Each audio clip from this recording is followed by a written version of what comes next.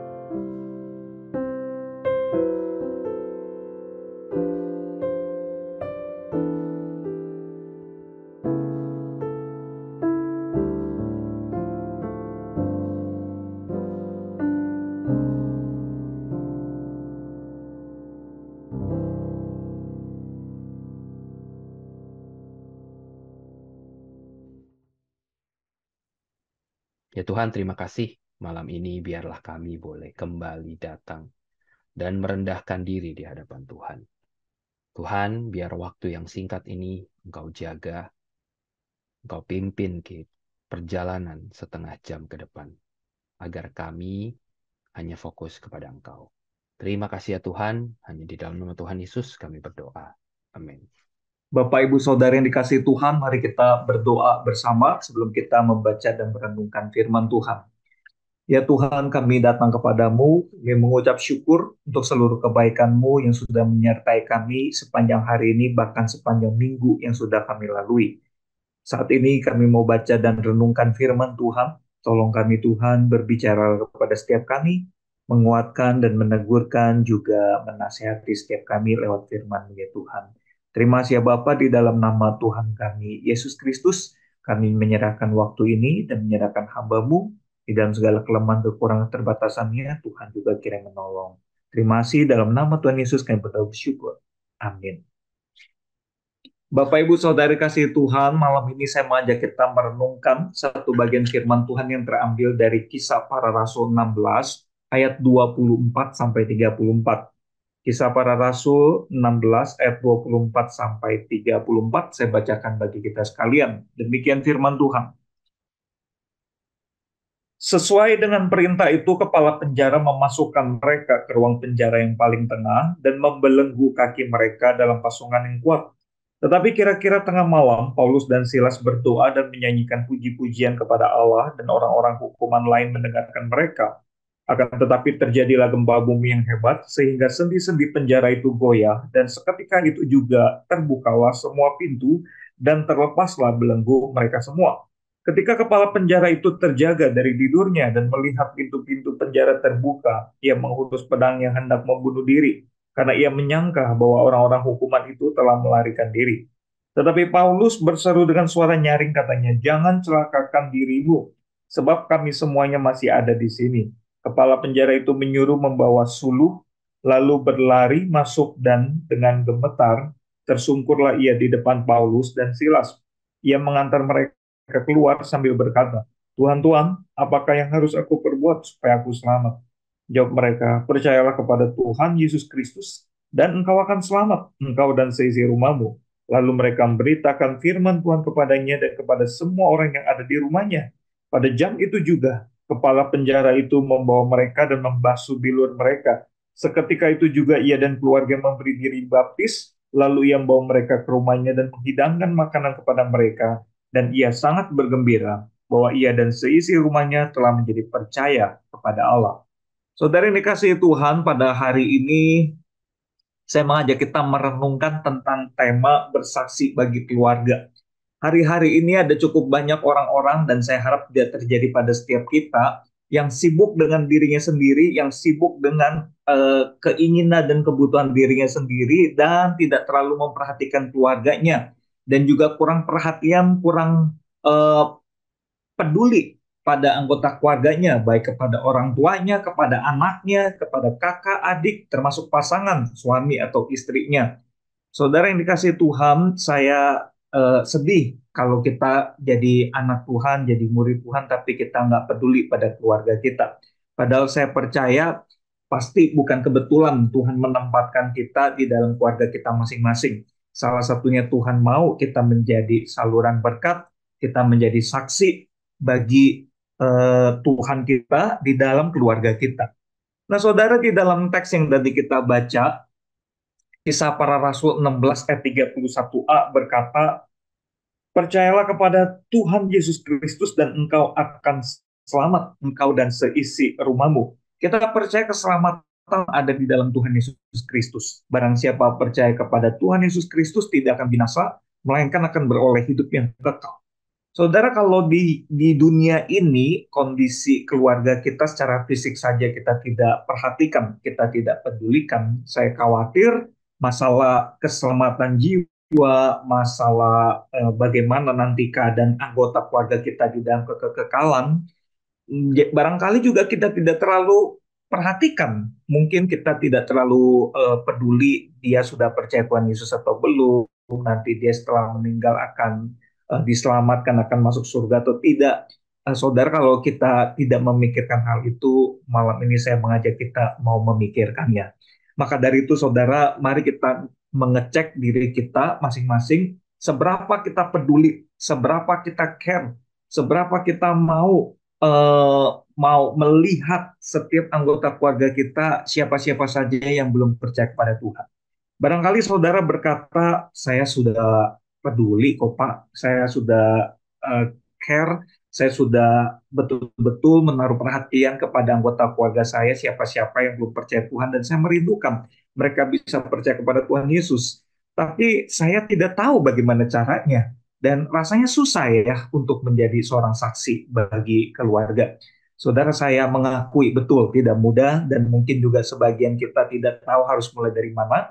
Karena itu saya mengajak kita untuk belajar dari bagian firman Tuhan dari Kisah Rasul 16 ini. Pertama, saudara, kita harus memulainya dari kita sendiri. Maksud saya diri kita sendiri terlebih dahulu harus mengalami Tuhan sebelum kita bisa menjadi saksi Tuhan di tengah keluarga kita. Nah, saudara, kita lihat kisah kepala penjara di Filipi yang tadinya itu belum percaya Tuhan dan dia nyaris tewas bunuh diri. tapi kemudian dia jadi percaya kepada Tuhan. Kenapa itu bisa terjadi? Saudara, kalau kita lihat dalam teks yang tadi kita baca ayat 24 sampai 34, latar belakangnya Paulus dan Silas sedang dipenjara dan dijaga ketat oleh kepala penjara ini. Tengah malam Paulus dan Silas berdoa dan memuji Tuhan, lalu Tuhan menyatakan anugerahnya, membuat penjara itu terjadi gempa bumi yang hebat, sendi-sendi penjara menjadi goyah, dan kemudian belenggu yang memasung dan yang menahan Paulus dan Silas kemudian terlepas, pintu-pintu penjara terbuka. Sampai di sini kalau kita pakai logika kita saudara ya, kalau kita membayangkan kita adalah Paulus dan Silas, saya kira hal yang logis dan hal yang sudah semestinya kita lakukan adalah kita cepat-cepat melarikan diri, bukan? Kan sudah dilepaskan belenggu, pintu penjara sudah dibuka. Kita harus cepat-cepat lari, jangan sampai ketahuan dan ketangkap lagi. Tapi rupanya saudara, peristiwa ini terjadi, saya percaya di dalam anugerah Tuhan ada maksud. Bukan hanya melepaskan Paulus dan Silas untuk terbebas dari pengekangan atau penahanan di penjara, tapi ada maksud Tuhan mau menyatakan anugerah kepada kepala penjara itu. Kenapa saudara? Karena waktu kepala penjara itu terjaga dari tidurnya, di ayat 27 dia dikatakan dia melihat pintu penjara terbuka dan dia menghunus pedangnya hendak membunuh diri.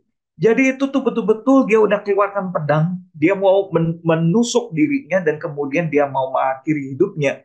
Dia merasa dia sudah gagal melakukan perintah atasannya untuk menjaga tahanan ini dengan sungguh-sungguh.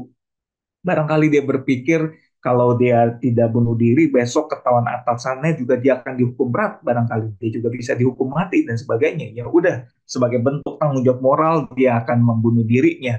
Tapi tepat pada waktunya, saudara, di ayat 28, Alkitab mencatat, tetapi Paulus berseru dengan suara nyaring katanya, jangan celakakan dirimu, sebab kami semuanya masih ada di sini. Saudara, kok bisa-bisanya ya Paulus dan Silas nggak cepat-cepat pergi, masih ada di sana setelah semua terlepas. Timingnya kok bisa ngepas untuk mencegah si kepala penjara ini bunuh diri. Saya yakin dan percaya di dalam anugerah Tuhan. Tuhan mau menyatakan eh, anugerah keselamatan itu kepada kepala penjara di Filipi ini. Sehingga si kepala penjara ini tidak jadi bunuh diri. Kalau dia jadi bunuh diri, hidup dia di dunia sudah akan berakhir, dan di dalam kekekalan juga dia akan berakhir selamanya karena belum sempat percaya kepada Tuhan Yesus.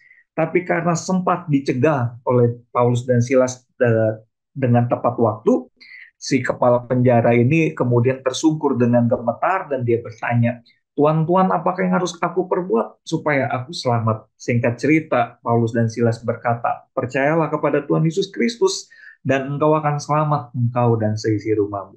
Saudara, nomor satu, mari kita lihat kita harus menjadi seperti kepala penjara di Filipi ini nih, yang mengalami Tuhan secara langsung. Setelah kita betul-betul mengalami perjumpaan dengan Tuhan, firman-Nya, Injil Tuhan ini, kita mau berespon dengan percaya kepada Tuhan Yesus Kristus itu, sehingga kita akan memperoleh keselamatan. Yang kedua, saudara, kita juga harus melihat apa yang ditunjukkan oleh Paulus dan Silas waktu mereka ada di dalam penjara, saudara ya. Jadi selain kepala penjara, orang yang sudah percaya Tuhan Yesus Kristus terlebih dahulu adalah Paulus dan Silas di dalam teks ini.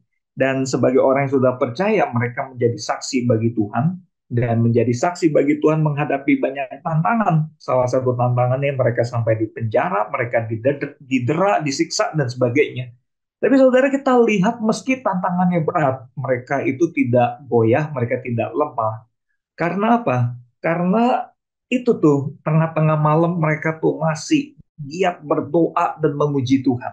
Maka pelajaran kedua yang penting yang kita harus petik di sini adalah kita tuh harus giat berdoa mengandalkan kuasa Tuhan. Termasuk di dalam doa kita, kita juga memuji dan menyembah Tuhan. Saudara yang dikasihi Tuhan, untuk menjadi seorang saksi bagi Tuhan, termasuk menjadi saksi di tengah keluarga kita, apalagi kalau keluarga kita adalah keluarga yang keras, keluarga yang galak, keluarga yang mungkin tidak suka dengan kekristenan, saya kira tantangannya semakin besar. Saudara, tantangan yang besar itu harus dihadapi dengan terus kita mengandalkan kuasa Tuhan. Kita harus berdoa memohon Tuhan yang memampukan kita bisa setia menjadi saksinya, memohon Tuhan yang memberikan kekuatan, memberikan hikmat bijaksana kepada kita, sehingga kita dalam sikap perilaku perkataan bisa menjadi saksi yang efektif dan saksi yang benar, yang bisa Tuhan pakai untuk menjadi berkat bagi keluarga kita. Saudara, maka dari itu kalau ada di antara anggota keluarga kita yang memang belum percaya, langkah penting yang bisa kita lakukan supaya kita bisa bersaksi bagi mereka adalah mulai dengan mendoakan mereka. Malam ini saya rindu kita bisa ambil waktu mendoakan satu persatu anggota keluarga kita yang belum percaya Tuhan, supaya mereka bisa menjadi percaya dan diselamatkan oleh Tuhan.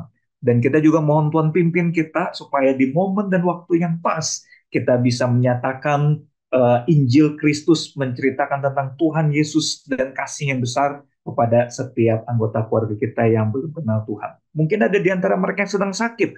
Kita bisa tawarkan untuk mendoakan mereka dan menceritakan tentang Tuhan Yesus pada mereka. Mungkin ada anggota keluarga kita yang sedang berduka, yang sedang bergumul dengan masalah-masalahnya. Kita bisa pakai momentum atau kesempatan ini untuk memperkenalkan Kristus kepada mereka. Yang ketiga dan terakhir, saudara, saya mau mengajak kita melihat bahwa setelah si kepala penjara ini diberitahu untuk percaya kepada Tuhan Yesus Kristus, yang dia lakukan berikutnya adalah dia mengajak Paulus dan Silas untuk cepat-cepat pergi keluar ke rumahnya untuk bertemu dengan keluarganya dan memberitakan firman Tuhan juga kepada keluarganya. Saudara, ayat 31 ini seringkali disalahpahami banyak orang. Kalau kita baca sekali lagi, saudara ya, ayat 31 dari Lukas 16 berbunyi demikian. Jawab mereka, percayalah kepada Tuhan Yesus Kristus dan engkau akan selamat, engkau dan seisi rumahmu. Saudara, ayat 31 ini tidak boleh dibaca terlepas dari konteks ayat 32, 33, dan 34. Kalau dilepas dari konteksnya, seolah-olah kalau kita saja yang percaya kepada Tuhan Yesus, kita dan keluarga kita otomatis langsung percaya kepada Tuhan. Padahal enggak, kalau kita lihat ayat 32, 33, dan 34, ada catatan kepala penjara ini membawa Paulus dan Silas untuk memberitakan firman Tuhan kepada keluarganya, semua orang yang ada di rumahnya, lalu semua orang yang ada di rumahnya dan keluarganya itu memberi diri untuk dibaptis. Dan ayat 34 memberi penegasan, dan ia sangat bergembira bahwa ia dan seisi rumahnya telah menjadi percaya kepada Allah. Jadi saudara, persoalan keselamatan itu persoalan individu masing-masing, bukan kolektif otomatis, saudara ya. Jadi masing-masing pribadi, bagaimana masing-masing pribadi beriman dan percaya kepada Tuhan, itu urusan pribadi masing-masing individu dengan Tuhan, termasuk setiap anggota keluarga kita. Nah saudara, yang ketiga, pelajaran ketiga dan terakhir yang saya mau jadi kita lihat adalah kepala penjara ini punya kasih dan kepedulian yang besar kepada keluarganya. Begitu dia tahu dia bisa diselamatkan dalam Tuhan Yesus Kristus, dia mau keluarganya juga diselamatkan. Maka diajak Paulus dan Silas beritakan firman Tuhan, beritakan Injil kepada keluarganya, seisi rumahnya. Kita nggak tahu seisi rumahnya ada siapa aja, tapi mungkin orang tuanya, ada istrinya, ada anak-anaknya, mungkin juga ada mertuanya, mungkin juga ada karyawannya, ada sepupunya, ada iparnya, tapi dia Alkitab mencatat seisi rumahnya, seluruh keluarganya mendengarkan firman, memberi diri dibaptis dan menjadi percaya. Maka dari itu saudara, mari kita tunjukkan kasih dan kepedulian kita juga kepada semua anggota keluarga kita, seisi rumah kita, seluruh keluarga kita. Saudara, mungkin ada di antara kita yang berkata, susah ya saya untuk peduli dan mengasihi atau sayang pada keluarga. Karena keluarga saya eh, juga nggak terlalu peduli dan nggak sayang pada saya. Saudara, di tengah dunia dan keluarga masing-masing kita yang tidak sempurna, seringkali kita bisa merasa begitu tuh, saudara. Kita bisa merasa dari kecil kita juga tidak terlalu diperhatikan, kita juga merasa kita sering diperlakukan tidak adil, sehingga kita rasa kita tidak mau terlalu berurusan sama keluarga kita. Karena kita rasa lebih baik di luar rumah lah daripada di dalam rumah, kita banyak merasa tertekan. Tapi sekali lagi saudara, kita semua ini berada di dunia yang tidak sempurna, termasuk di tengah-tengah keluarga yang juga tidak sempurna.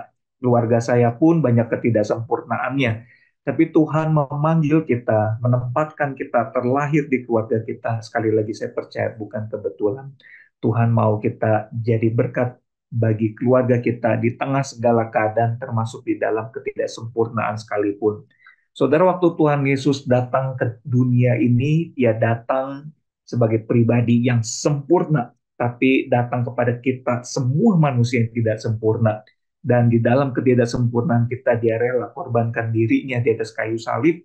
Dan di atas kayu salib, di Lukas 23 ayat 34, Dia berkata, "Ya Bapa, ampunilah mereka, sebab mereka tidak tahu apa yang mereka perbuat." Saudara, Kolose 3:13 juga mengingatkan supaya sabarlah kamu seorang terhadap yang lain dan ampunilah seorang akan yang lain apabila yang seorang menaruh dendam terhadap yang lain, sama seperti Tuhan telah mengampuni kamu, kamu perbuat jugalah demikian. Saudara, Tuhan menginginkan kita meneladani Dia yang sudah mengampuni kita begitu luar biasa, untuk kita juga belajar sabar dan mengampuni orang-orang yang bersalah kepada kita, termasuk anggota keluarga kita. Maka kalau ada konflik-konflik di dalam keluarga kita, dengan pasangan, dengan orang tua, dengan mertua, dengan adik, dengan kakak, dengan ipar, dengan sepupu, dengan siapapun, malam ini saudara, mari kita juga doakan mereka. Mohon Tuhan beri hati kita bisa mengampuni, kita bisa bersabar kepada mereka, dan kita juga mau mendoakan supaya mereka yang bersalah kita bisa ampuni, dan mereka yang belum kenal Tuhan, mereka bisa akhirnya jadi kenal Tuhan dan percaya kepada Tuhan. Sehingga segala konflik di dalam keluarga kita boleh Tuhan berkati menuju pemulihan dengan cara kita bisa menjadi saksi Kristus di tengah-tengah keluarga kita. Kiranya Tuhan memberkati setiap kita melalui kebenaran firman-Nya. Dan saya mengajak kita pada saat ini untuk boleh hening dan tenang sejenak.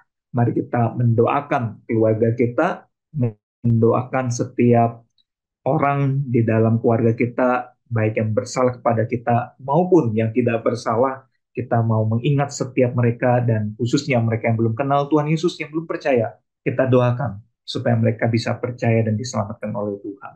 Mari kita ambil waktu berdoa.